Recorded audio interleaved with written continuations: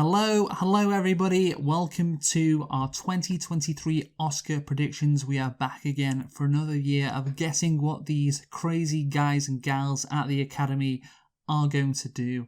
I'm Luke, and who are you, Michael? I'm Michael. And we are here to predict, the 2023 Oscars. So, we have 15 categories to predict.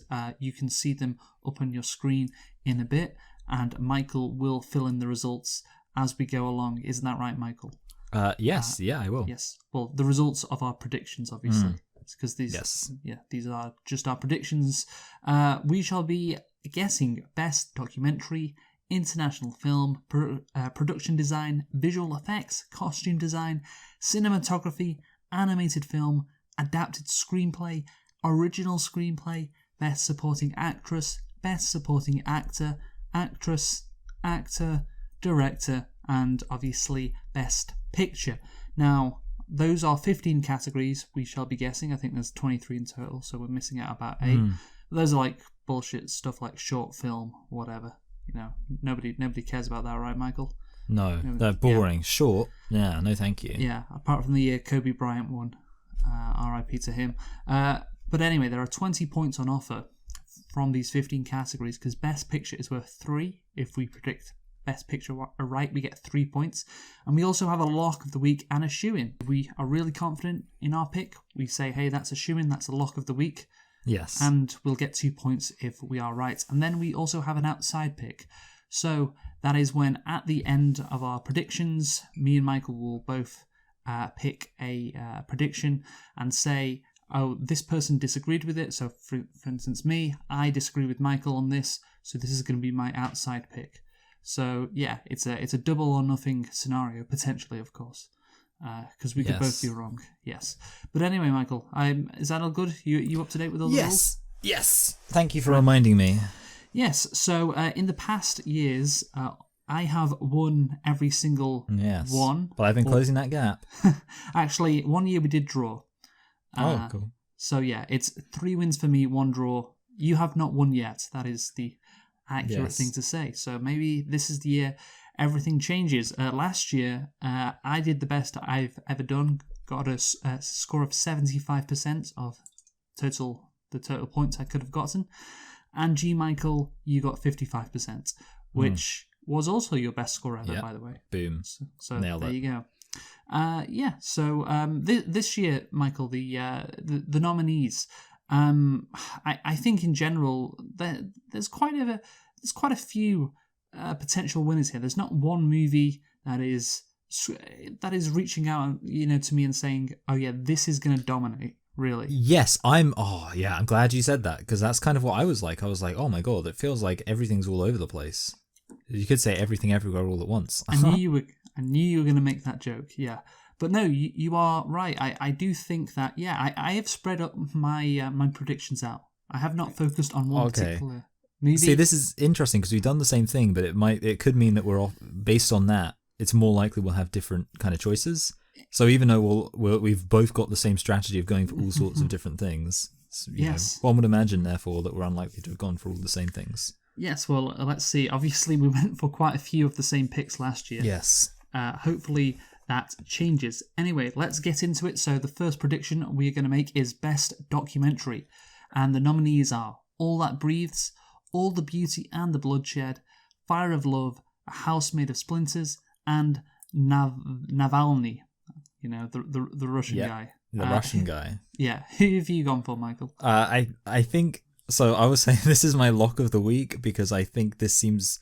like, it should be obvious. It's going to be Navalny, right? Surely, because of the politics. Yes, I have also selected Navalny. Of course, last year, he is, of course, if you don't know, the Russian dissident who Putin locked up, the Russian opposition leader, never mind that he's a Nazi or whatever. Just because Putin locked him up, he's a hero in the West, and we're going to do this. I imagine this is a propaganda piece about him. And does not focus on his far-right ties whatsoever. But of course, like Amy Schumer tried to get Zelensky, last year to appear at the what a sentence at the Academy Awards, and so you can tell the politics of Hollywood in general. They're very Yeah. pro-Ukraine. They hate Putin because he's just like Donald Trump. That's why they hate him. Yeah, exactly. Yeah. So yeah. Okay, so next up is Best International Film. The nominees are All Quiet on the Western Front from Germany, Argentina, 1985. Guess which country that's from. It's not from Argentina, is it? Is it? No, it is. Yeah. It is from Argentina. Okay, I've never mind me then. Wow, was right in front of you, Michael. Come on. Yeah. Close. Guess which country that's from.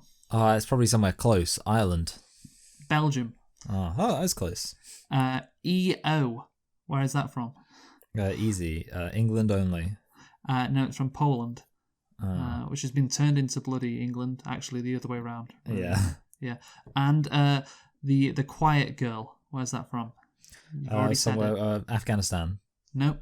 Ireland. Yes, Ireland. So, Michael, what is your best international film prediction? Well, I think it will be All Quiet on the Western Front, and my reason for that is I wrote history. I was like, well, I feel like it's a film that will remind them of like the past and like how movies used to be, and also it's about war, which I guess you could say is a politics thing there. But that was my reasoning. I like how you've gone for that, and I have as well. And it's it's not because it's the only one of these movies to be nominated for Best Picture. Oh yeah, yeah. I didn't even think about that. That's really funny. Yes, it is being nominated for Best Picture, and none of the others are. So obviously, it's going to get it. Yeah. And yeah, you're right. Also, hey, war is bad. And you know what? It's kind of cheating. Germany, they start these wars, and then they just are like make films about them. Yeah, they make great films about them, and it's like, oh well, you shouldn't really be rewarded for starting the war. That's like the Frankie Boyle joke about how like Americans will come to your country and kill all your people, and then 20 years later they'll come back and make movies about how killing all your people made them feel sad. Yeah, no, I realize I've just ripped off his joke. Yeah, so thanks for that. Yes. So last year, Michael, we went for Drive My Car, both of us, because again, it was the only one that was nominated for Best Picture from the international film nominees, and of course, it won. So. Yeah, it does kind of ruin the category. Yeah, it does. So that's why I didn't go for Shoe-In or Look of the Week, because it's kind of a cheap thing to do. Yeah. Yeah. So I didn't go for it there, and neither did you, of course. Either. So that's great. So our next category is Best Production Design, Michael. Best Production Design. And the nominees are as follows. All Quiet on the Western Front, Avatar, The Way of Water, Babylon, Elvis, and The Fabelmans. What is your prediction, Michael? Okay, so going into this section is where the fact that like it's all kind of all over the place really comes through. I went for Babylon, and it's because it's not set in the normal world.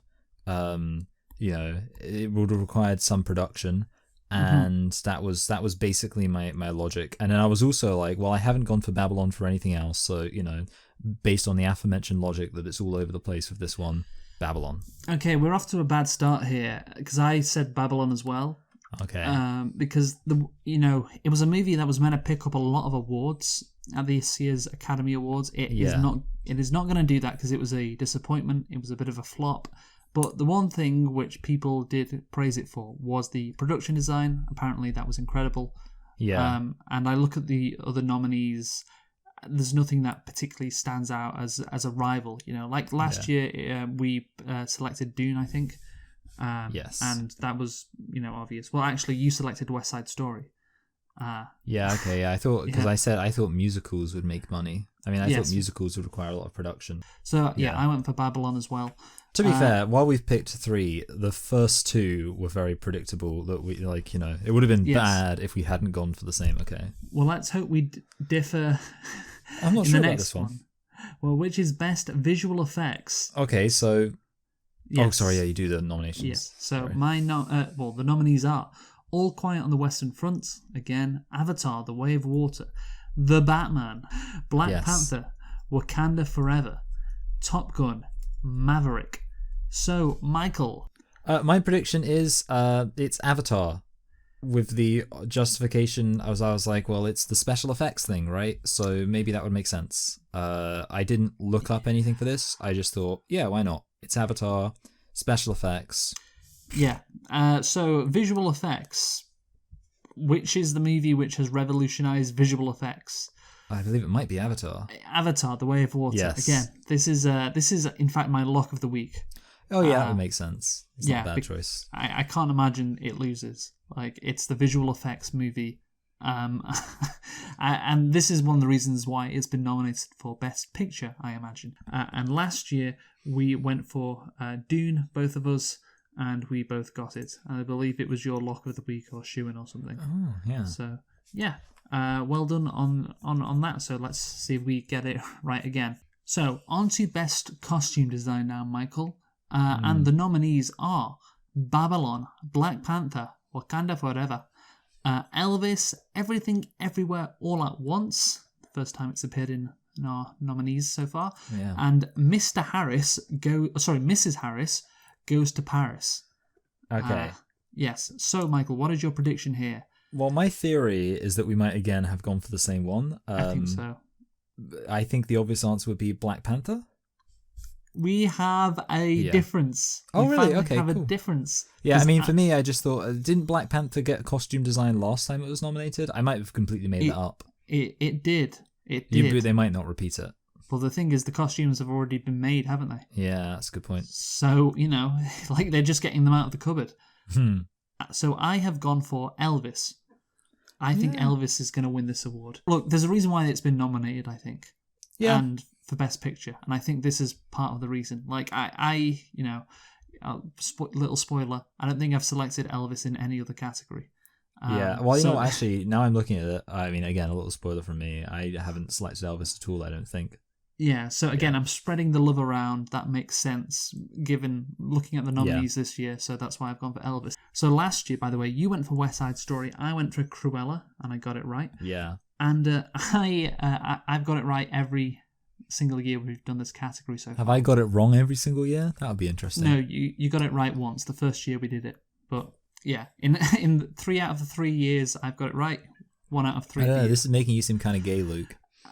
Like you're always winning the costume design. I love the costumes. Yeah, that's what you're in it for. Right, let's go on to Best Cinematography now. So, the nominees are as follows. We have All Quiet on the Western Front, Bardo, False Chronicle of a Handful of Truths, Elvis, Empire of Light, and Tar.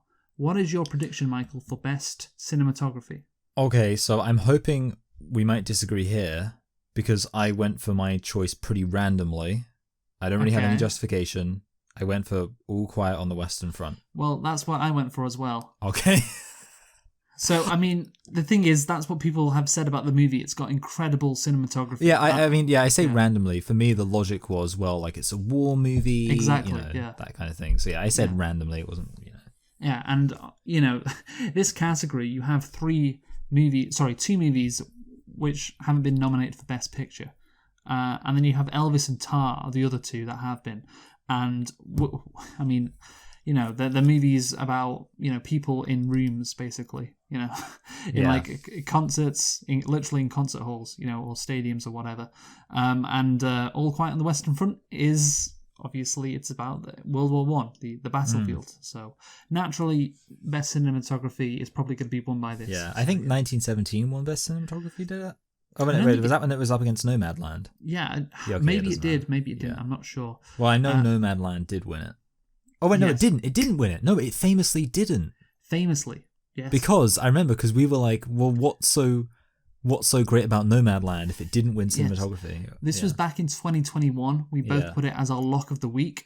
Yeah. Nomadland to win Best Cinematography, and it didn't win it. Yeah. So I remember these things. But last year, of course, we both got Best Cinematography right because we both went for Dune. And you had it as your lock of the week. So, on to Best Animated Film. Now, this is a category. We've done this 4 years so far. I have got this category right every single year. So, this is my best category. So, let's see if that holds up. Anyway, the nominees for Best Animated Film are as follows. We have Guillermo del Toro's Pinocchio by Guillermo del Toro. I like how his name's on it. Just to differentiate from the shit Pinocchio movies that came out last year. I really find that funny. Yes. Marcel, the shell with shoes on. Puss in Boots, The Last Wish. The Sea Beast, Turning Red. That movie about, how the kid wasn't mad enough about 9/11 or something. Remember that? Yeah. Anyway, Michael, what is your prediction for best animated film? Okay, so an impression I got is that actually, while usually it's a complete wash who's going to win best animated film, this time it's a little bit more contentious. That was my understanding of the situation, because I think I'm right in saying the Pixar choice, Turning Red, is a little bit less reliable. Mm-hmm. I've gone for Guillermo del Toro's Pinocchio. Oh, no. We've gone for the same thing. Have we gone for the same thing every single... No, wait, where did we disagree? Costume. We disagreed on costume, which is annoying because that's the one you're really good at. That's crazy. I mean, the thing is, to me, this is obvious again. I mean, I haven't put it as my shoe-in or lock of the week, but I think it's going to be Pinocchio. Guillermo del Toro is a respected, person in Hollywood. And Puss in Boots, The Last Wish is the only thing that could, rival it. But again, you're not going to give best animated film to Puss in Boots, The Last Wish. Come on. Because I've heard good things about Puss in Boots. The one thing that's confused me is I've heard before that the Oscars, and I don't know anything about the politics of this, but that the Oscars tends to be favourable to Disney. And that obviously this is a massive roast of Disney to... that was the one thing that's made me think well, the Oscars roast Disney? I thought the Oscars and Disney were friends. Yeah, it's on ABC, the TV show. And that's that makes sense. Yes, so that would make sense. But yeah, I have to look. Also, the craft that went into this version of Pinocchio, certainly compared to the Pauly Shore Pinocchio. Yeah. Oh, the Pauly Shore Pinocchio. Yes. Father, when can I leave to be on my own? What's better, that line or Tom Hanks in his Pinocchio movie where he goes, Pinocchio, Pinocchio, holy smokio. What's what about when I prefer the bit when he makes the doll and he stands back amazing and goes, he's white. That's good. I like that. Yeah. Yeah, actually, well, he's brown, really, isn't he? Oh, yeah. Oh, he's brown. He's this. Oh, no. I saw a video actually today that was this teacher got in the South got interviewed and it was something to do with this racial controversy. And they were are you a racist? And he said, no, I'm not. Look at my dog. He's as black as anything. That's great. So last year, we both went for Encanto and got it right. Yeah, Pixar. And it was my shoe-in, I believe. So let's move on to Best Adapted Screenplay. So hopefully, we're on to the serious awards now. Yeah, I think I might be disagreeing here. Oh, so no, I don't know if I will be actually here. Let's pray there's some disagreement, because it's all going to ride on Best Costume Design right now. Which is really funny. So, Best Adapted... Well, also, it could... Sorry, I was just going to say, it could also change based on the fact that we've got different... locks of the week and stuff. That can make a difference too. Yeah, that is true, yes. So anyway, Best Adapted Screenplay. The nominees are All Quiet on the Western Front, Glass Onion, A Knives Out Mystery, Living, Top Gun, Maverick, and Women Talking. So, Michael, what are we going to go for here? I see, again, this is another example of where I don't know whether or not this was an obvious one to go for. I went for All Quiet on the Western Front. Okay. I have not gone for that. Okay, good. That is good. I have not gone for All Quiet on the Western Front, again, because the screenplay, for me, I haven't seen the movie. For me, it doesn't seem like it's a movie about, it's a screenplay movie. It's a movie about the horrors. It's not really a movie about talking. The horrors of war. It's about, it's a visual experience rather than, it's not got nominated because of its script, essentially. But I think, and I could say the same for Top Gun Maverick as well. So I ruled that out. Glass Onion and Knives Out Mystery, I saw that movie. I don't think that should win, and I don't think it will win. It had to come down to women talking. For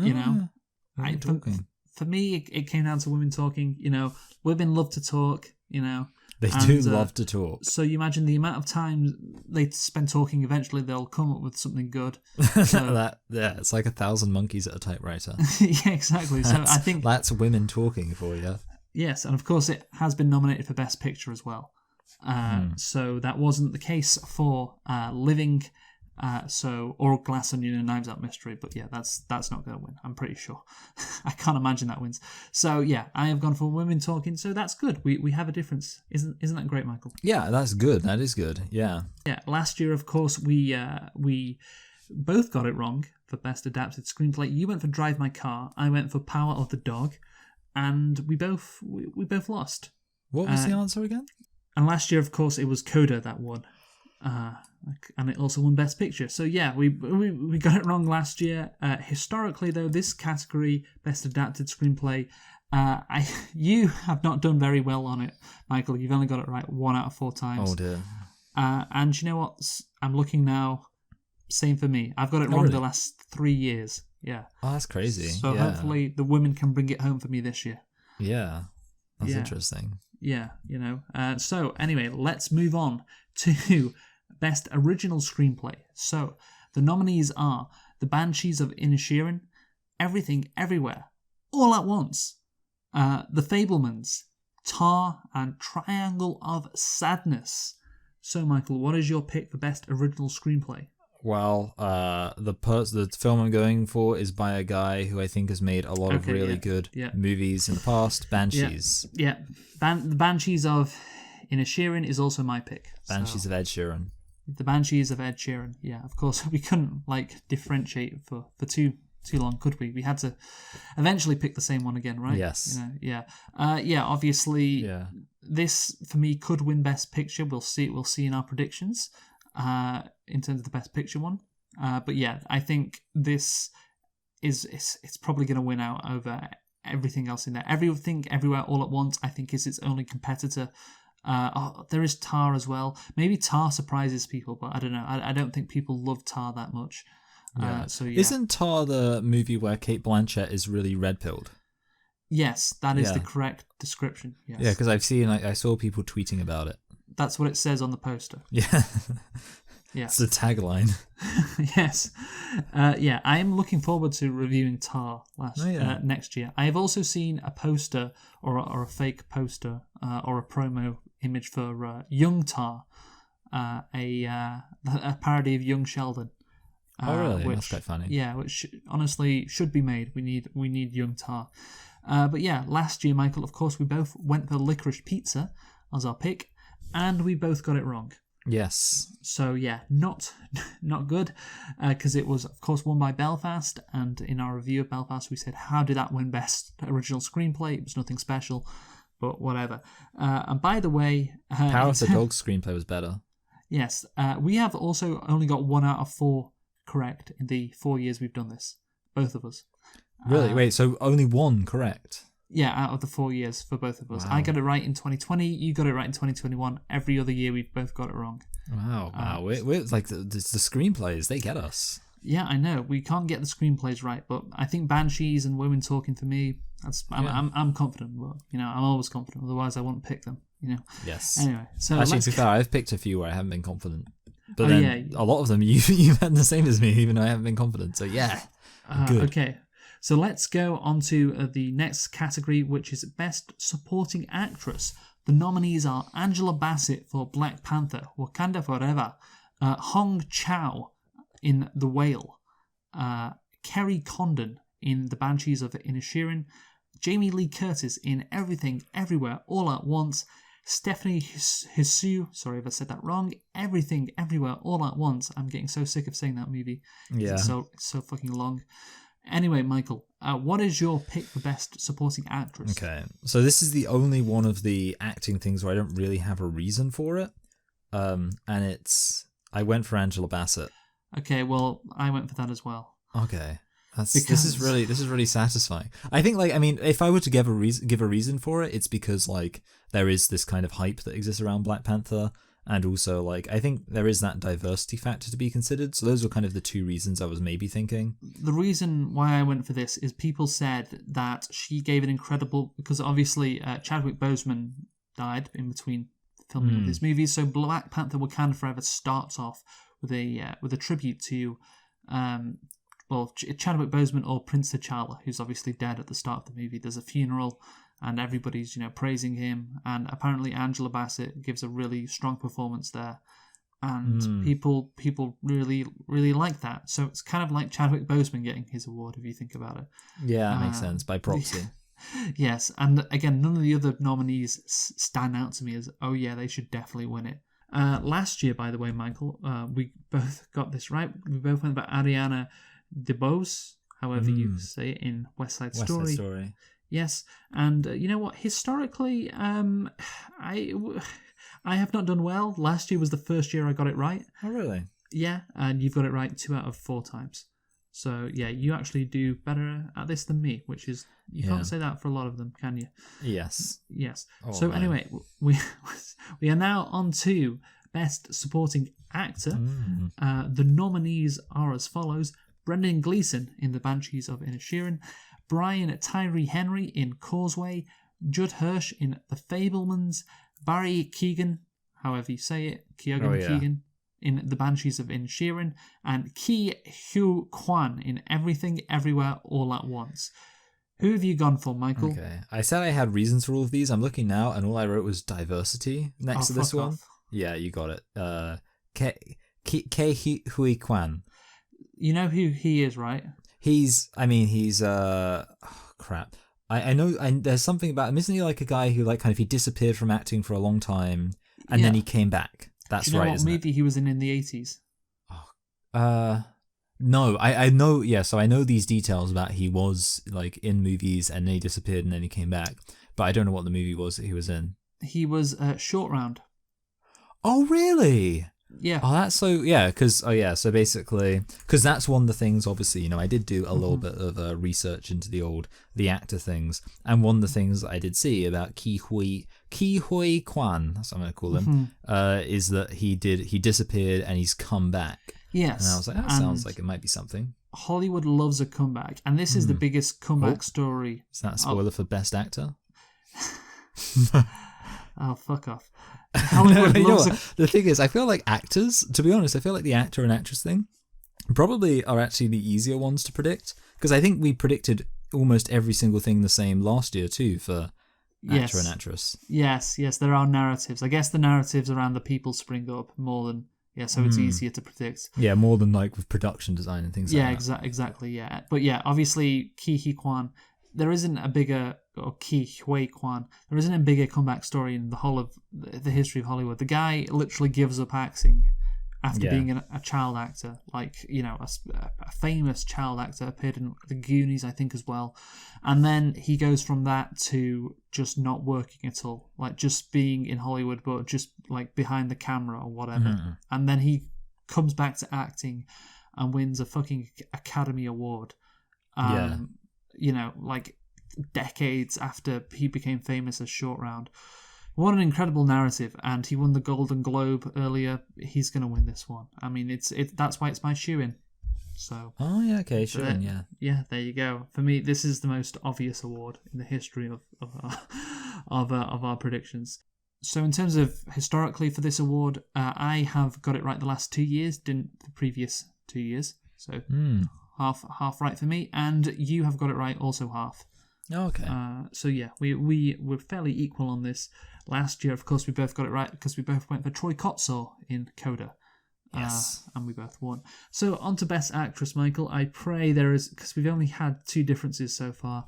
I pray there's some differences, man. So we have Cate Blanchett in Tar as Lydia Tar. Actually, I won't say as. Ana de Armas in Blonde as, obviously, Marilyn Manson. Andrea Riseborough. Wait, Marilyn Monroe?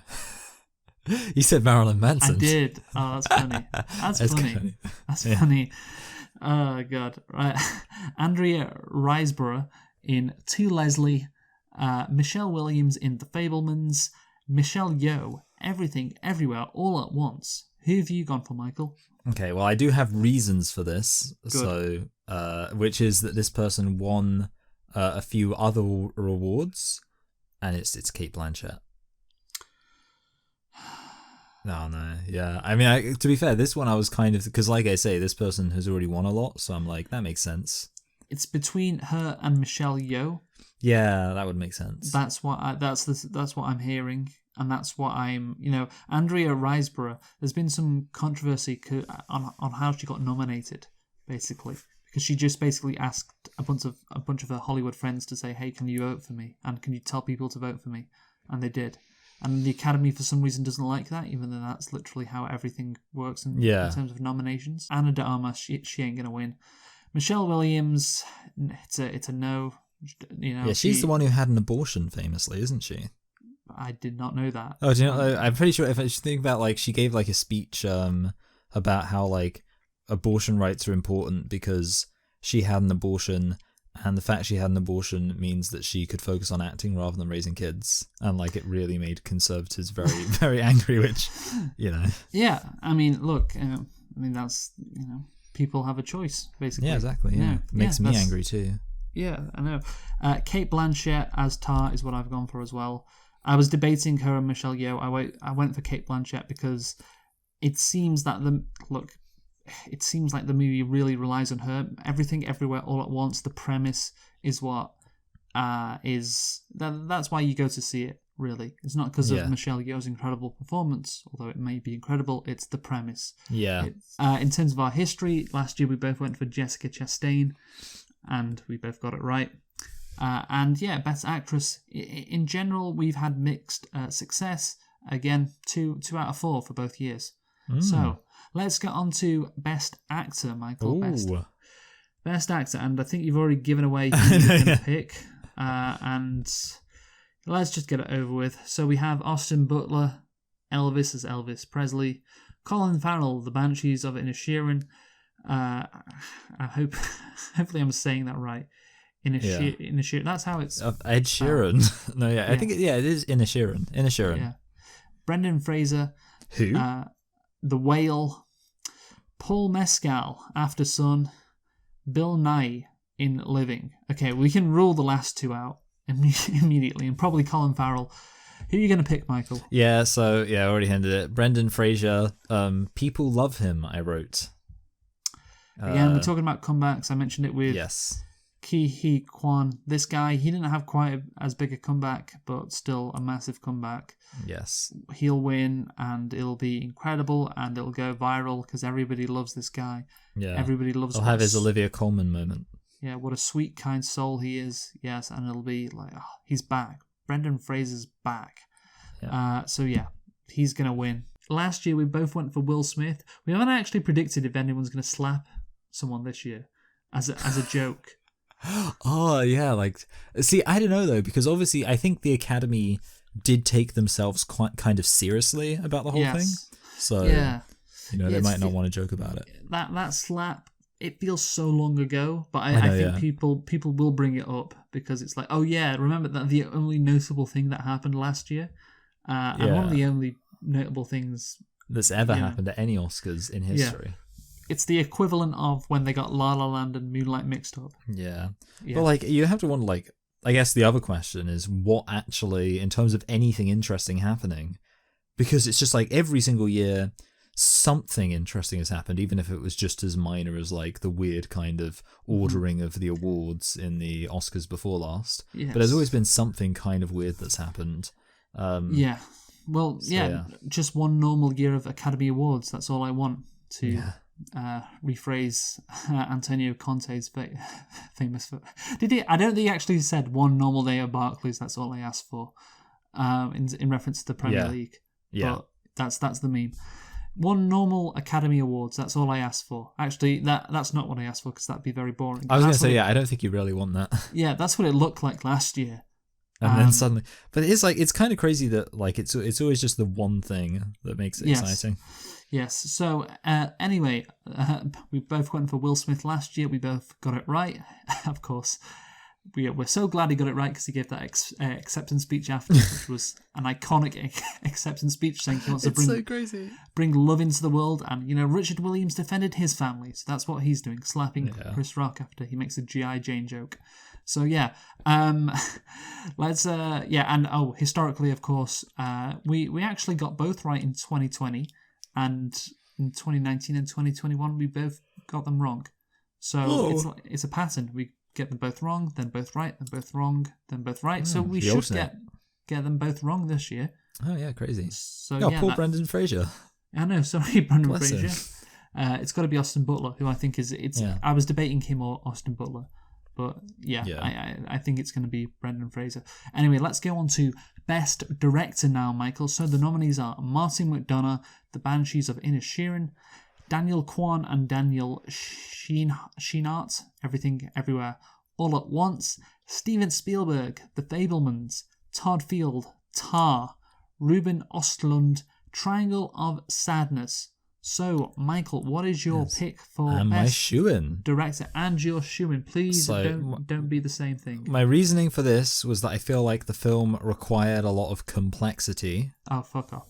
It's the Daniel people, whatever. The people who somehow have the same surname. Oh, sorry, same first name. I had a little tiny bit of hope that you're going to go for Martin McDonagh because you praised him before.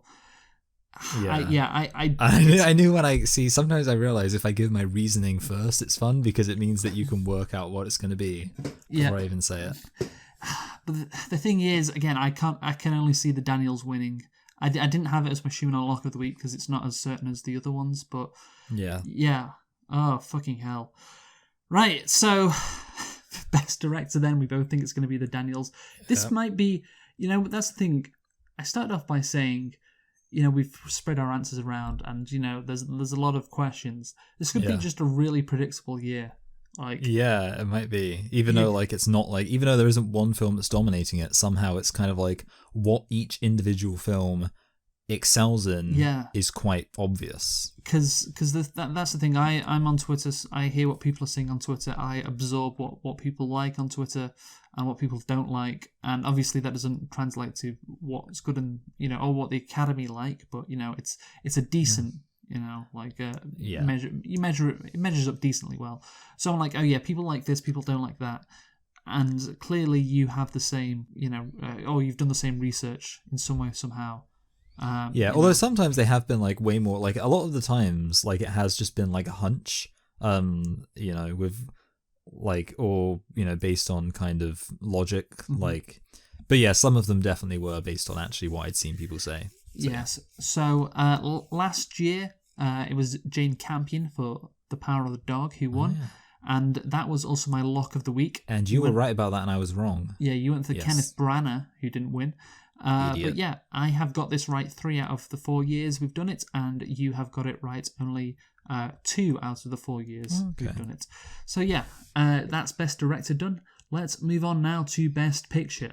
So the 10 nominees. Sorry. 10. That's a big number. Nominees are All Quiet on the Western Front, Avatar: The Way of Water, The Banshees of Inisherin, Elvis, Everything Everywhere All at Once. That's the last time I have to say that fucking thing. Yep.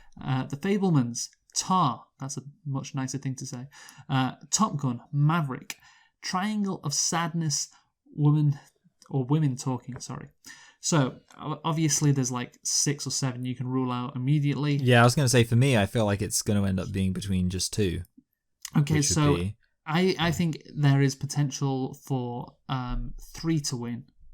And so I'll just tell you the 3 I think could win, which is Top Gun Maverick, Everything Everywhere All at Once, and also The Banshees of Inisherin. Yeah. By the way, you did say that was the last time you're going to have to say Everything Everywhere All at Once. But okay, so obviously I can see. So the Top Gun argument, it is really interesting.